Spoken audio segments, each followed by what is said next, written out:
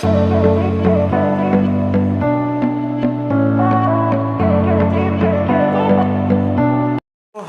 RMS current का derivation करना है बच्चे, बोर्ड पे देखो। तो जैसे मान लो ये हमारे पास घरों में जो करंट आता है वो साइनसॉइडल करंट होता है, एसी करंट होता है। तो अगर आरएमएस निकालना है तो आरएमएस का फॉर्मूला क्या होता है बच्चों, मैंने आपको बताया क्या होता है, integration of I square D T by total time. Total time को ऐसे निकाल सकते हो, जीरो डी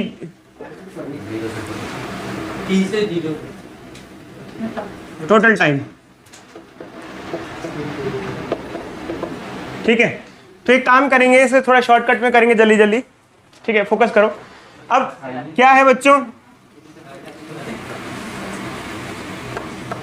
देखो हमारे घरों में जो करंट आता है उसकी जो इक्वेशन होती है वो क्या होती है, I naught sine omega t. क्या होती है, I equal to I naught sine omega. हमारे घरों में जो करंट आता है वो एसी करंट होता है, और एसी करंट को हम किससे रिप्रेजेंट करते हैं, साइन इक्वेशन से। क्यों, क्योंकि करंट बढ़ता और घटता रहता है, फिक्स नहीं होता, वेरिएबल होता है। अच्छा, अगर वेरिएबल है तभी तो हम इंटीग्रेट कर रहे हैं, वरना तो हम सिंपली मल्टीप्लाई करके आंसर निकाल लेते हैं, इंटीग्रेशन की जरूरत नहीं पड़ती। तो कहने का मतलब ये है कि जो करंट है इसकी वैल्यू हमको कहाँ पुट करनी है, यहाँ पे पुट करनी है। जब इसे पुट करेंगे तो ये फॉर्मूला क्या बन जाएगा, आई का स्क्वायर क्या हो जाएगा बच्चे बताओ, इसका स्क्वायर क्या हो जाएगा, आई नॉट का square sine square omega T D T, और नीचे टोटल टाइम हम इसको इंटीग्रेट करके डायरेक्टली लिख देते हैं, क्या टोटल टाइम होता है टी। टोटल टाइम क्या होता है टी। अब देखो यार, आप जब 12th क्लास में मैथ्स में साइन स्क्वायर थीटा का इंटीग्रेशन पढ़ा जाता है, तो कई बच्चे हमारे पास ऐसे भी हैं जो बायोलॉजी वाले हैं, मतलब मैथ्स नहीं है जिनके पास, ठीक है। इधर देखो, तो होता क्या है कि साइन स्क्वायर थीटा का हमें इंटीग्रेशन पढ़ना होता है। अब साइन स्क्वायर थीटा का इंटीग्रेशन हमने आपको बताया कि एक्चुअली क्या होता है, जब मैथ्स में पढ़ते हो तो साइन स्क्वायर थीटा का डायरेक्ट इंटीग्रेशन नहीं होता है। उसके लिए हम क्या करते हैं, उसके लिए हम फॉर्मूला यूज करते हैं, cos 2 थीटा वाला फॉर्मूला यूज करते हैं। क्या यूज करते हैं, cos 2 थीटा, ठीक है। तो एक्चुअल में क्या होता है बच्चे, इधर देखो, हम एक फॉर्मूला यूज करते हैं, साइन स्क्वायर थीटा को हम लिख सकते हैं 1 माइनस cos 2 थीटा बाय 2। ये फॉर्मूला यूज किया जाता है। मैथ्स में आप लोगों ने पढ़ा होगा कि साइन स्क्वायर थीटा का डायरेक्ट इंटीग्रेशन नहीं होता है, ये हम लोग फॉर्मूला यूज करते हैं, फिर बाद में इसे इंटीग्रेट करते हैं पावर वन में कन्वर्ट करके। तो पावर 1 में कन्वर्ट करके इसे इंटीग्रेशन करने में फायदा ऐसा होता है कि पावर 1 को इंटीग्रेट करना सिंपल होता है। मान लीजिए कॉस थीटा या साइन थीटा को अगर पावर 1 में हो तो इंटीग्रेट करना आसान होता है। पावर 2 पावर 3 को डायरेक्ट इंटीग्रेशन हम नहीं करते हैं, आपने पढ़ा होगा शायद। तो ये पावर 2 है, अब आप इसको पावर 1 में कन्वर्ट करोगे तो क्या हो जाएगा, जैसे एक्सप्रेशन हमारे पास है, तो ये क्या हो जाएगा, देखो आई नॉट का स्क्वायर, ये तो यही रहेगा, साइन स्क्वायर ओमेगा टी। देखो यहाँ पे क्या है, sine square omega T. Sine square omega T को क्या लिख सकते हैं हम लोग, 1 minus cos 2 omega T by 2, ये लिख देंगे हम।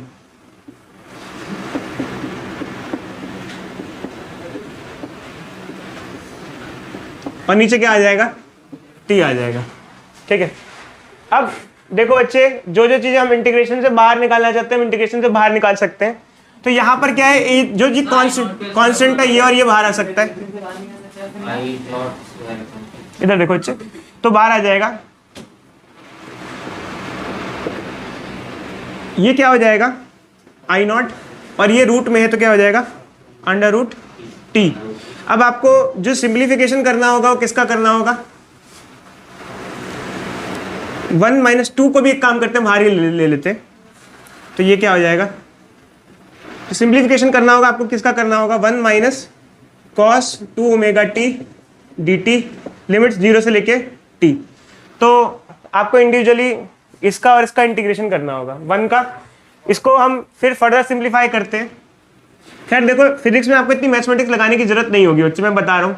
तो आप लोग चाहो तो इसमें 1-2 स्टेप उड़ा भी सकते हो, मतलब डायरेक्ट आंसर लिखने के लिए। तो इसमें क्या करेंगे, इसको अलग अलग कर लेंगे, डी टी यहाँ पे ले लेंगे और डी टी यहाँ ले लेंगे। इसको यहाँ डी टी ले लेंगे तो ये डी टी हो जाएगा, और यहाँ क्या हो जाएगा, 0 से टी ये इन दोनों का। अब एक्चुअल में क्या होता है, cos 2 ओमेगा टी का जो इंटीग्रेशन होता है होल साइकिल के लिए, कंप्लीट साइकिल के लिए, वो क्या होता है, उसकी वैल्यू 0 आती है। अगर आप चेक करना तो वैल्यू 0 हो जाती है। तो फाइनली अगर ये 0 हो जाएगा तो आई आर एम एस क्या हो जाएगा, आई नॉट बाय रूट 2t, और डी टी का इंटीग्रेशन क्या आ जाएगा, t, बट ये रूट में है तो t आ जाएगा, रूट t से रूट t कट जाएगा, क्या आ जाएगा, आई नॉट बाय रूट 2। तो मैंने पूरा सिंप्लीफिकेशन इसलिए नहीं किया क्योंकि फिजिक्स में हम लोग शॉर्ट में भी कर सकते हैं, इतना मैथमेटिक्स की जरूरत नहीं है हम लोगों को। तो ये हमारा एक्सप्रेशन आ जाता है, इस तरीके से आता है बच्चे फॉर्मूला। ब्रैकेट में जरूर मेंशन कर देना, अगर आप लोग पूरा इंटीग्रेशन करके नहीं दिखाते तो ये मेंशन जरूर कर देना, integration of cos 2 theta D theta over a cycle of 0 to 2 pi is 0। या फिर इसको ऐसे लिख सकते हो, integration of cos 2 omega T, ठीक है, D T for a time period is equal to 0। इसको ऐसे लिख देना, इसका इंटीग्रेशन 0 होता है। बहुत ज़्यादा डेरिवेशन में करने की जरूरत नहीं है, वैसे भी कभी हमको ये जो टाइप का क्वेश्चन है, इस टाइप का क्वेश्चन एग्जामिनेशन में देखने को मिलता है, और ये जो क्वेश्चंस हैं हमको किसी भी एंट्रेंस में मिल सकता है। अब ऐसे क्वेश्चंस में हमको क्या दिया हुआ होता है, एक आईटी ग्राफ दिया हुआ होता है, और उस आईटी ग्राफ से पूछा जाता है कि इस आईटी ग्राफ का आरएमएस करंट क्या होगा। देखो होता क्या है, एवरेज वैल्यू निकालना तो फिर भी मे बी सिंपल होता है, बट एसी में आरएमएस के क्वेश्चंस पूछे जाते हैं। अब देखो ये हमारे पास एक सर्किट है, इसमें आरएमएस पूछा है, तो आप सबसे पहले पूछोगे, कहोगे कि सर आपने हमें आरएमएस सिर्फ बताया है, उसको वैल्यू प्रॉपर्ली निकालना नहीं सिखाया। तो एक काम करो, आरएमएस का मतलब क्या होता है, रूट मीन स्क्वायर। एक्चुअल में क्या होता है बच्चे, अगर हमें कभी आरएमएस करंट निकालना हो तो उसका मेन फॉर्मूला क्या होता है, देखो रूट मीन स्क्वायर। जब हम लोग काइनेटिक थ्योरी ऑफ गैसेस पढ़ते थे तो मैंने आपको बताया था कि सबसे पहले हम स्क्वायर करते हैं, क्या करते हैं, स्क्वायर करते हैं, करंट का स्क्वायर, करंट का स्क्वायर।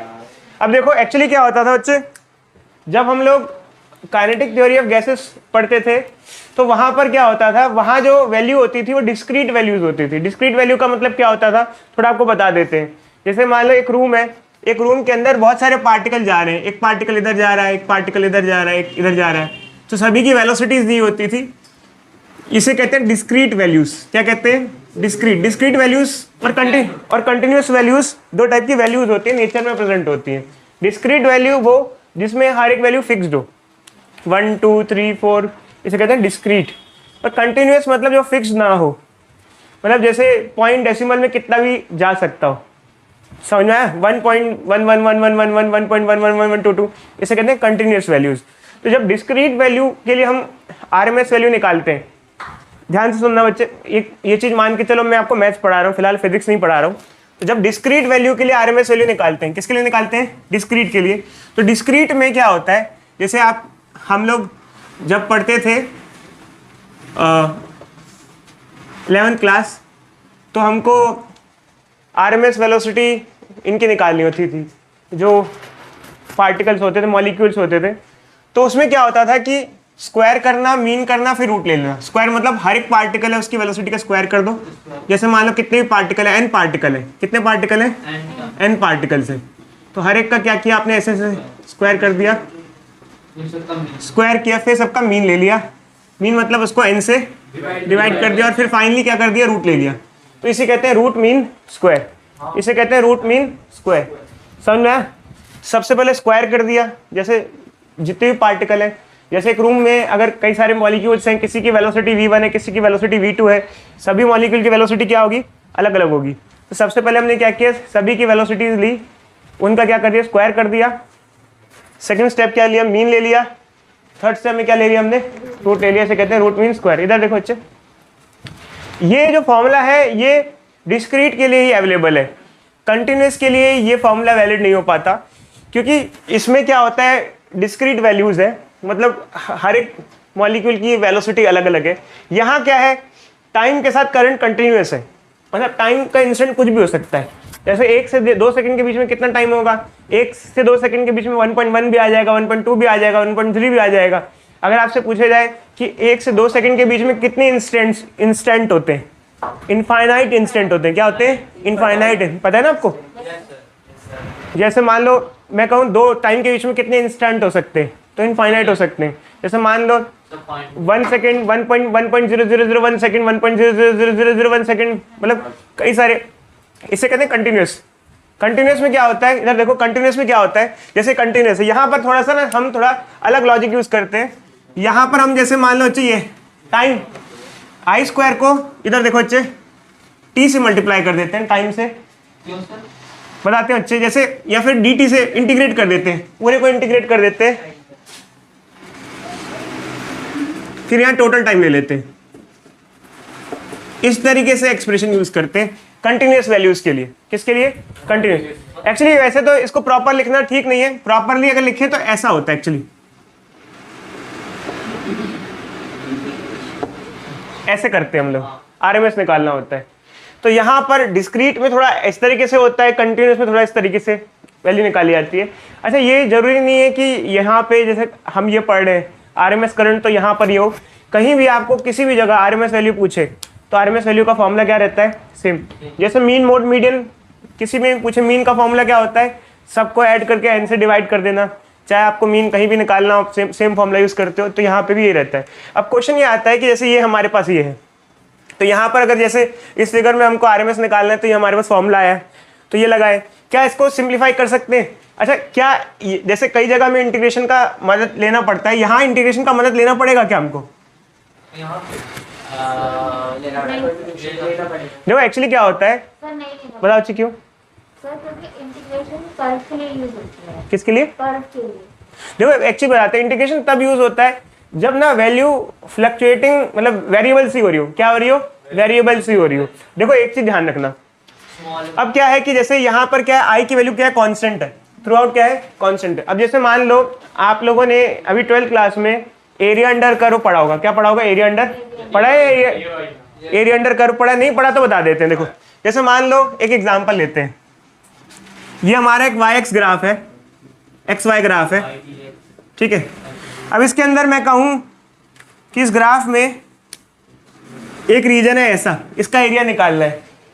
अच्छा या फिर एक ग्राफ ऐसा है, इधर देखो भाई बोर्ड पे, इसका एरिया निकालना है।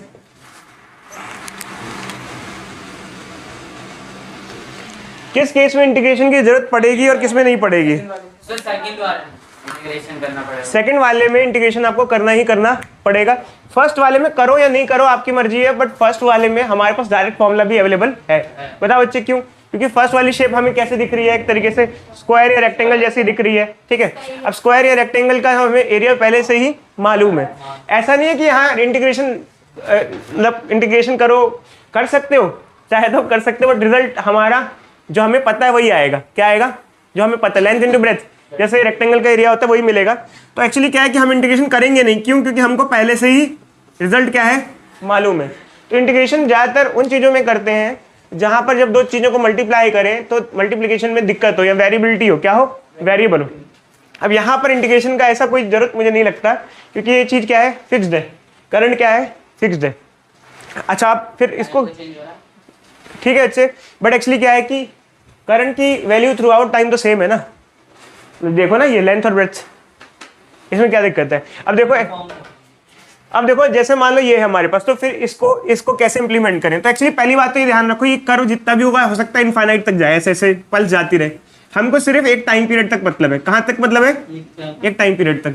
तो अगर मुझे आरएमएस निकालना है तो मैं इंटीग्रेशन करूँ या नहीं करूँ, मुझे पता है एक्चुअली क्या है, ये वैल्यू फिक्स्ड आएगी।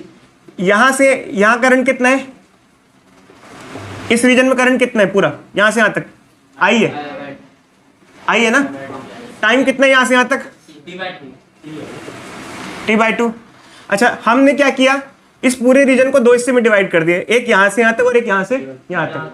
अब दो रीजन में इसलिए डिवाइड किया कि एक में तो करंट है और एक में करंट नहीं है, तो एक में हमने ये ले लिया, यहाँ से यहाँ तक की वैल्यू ले ली, प्लस आगे क्या होगा, यहाँ करंट क्या है? 0, और टाइम कितना है? ठीक है, और टोटल टाइम कितना है? t/2 plus t। अब इसको सिंप्लीफाई करेंगे, क्या आएगा? बोलो भाई।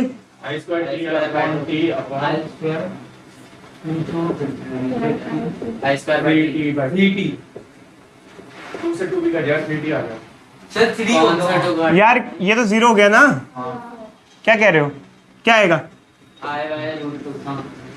ऐसा कुछ आ रहा है, i/√2 आ रहा है, ठीक है। एक तो ये हो गया, जैसे ऐसे समझ में आ गया आपको। अब यहाँ पर हमें इंटीग्रेशन की नीड नहीं पड़ी क्योंकि बेसिकली वैल्यू क्या थी, फिक्स थी। बट एक तरीके से आप मान के चलो हमने इंटीग्रेशन किया है। किया क्यों है, हमने यहाँ का हिस्सा भी ले लिया और हमने यहाँ का हिस्सा भी ले लिया, ठीक है। इधर देखो अच्छे बोर्ड पे, हमने एक तरीके से क्या किया, इंटीग्रेशन किया है यहाँ पर। अब अगर जैसे मान लो, चलो एक क्वेश्चन थोड़ा मैं चेंज करके दूं तो कर सकते हो अब आप इसको। एक काम करते हैं, हम आपको एक थोड़ा सा डिफरेंट क्वेश्चन देते हैं, ये भी आया हुआ है, IT ग्राफ है।